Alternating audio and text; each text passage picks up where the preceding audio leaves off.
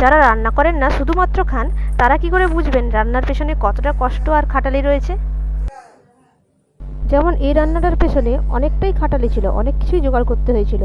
নিজের মতো করেও আমি অনেক কিছু দিয়েছিলাম, যেমন কুমড়োর বীজ, ছোলার ডাল, বিট, এছাড়া বাকি সব তো দেওয়াই হয়।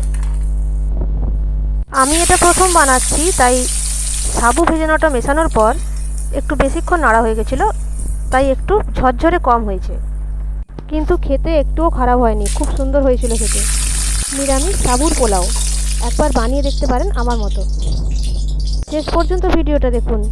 সব কিছু মেশানোর পর সাবুর পোলাওটা দেখতেও যেমন সুন্দর হয়েছিল, খেতে তার থেকে আরও সুন্দর হয়েছিল।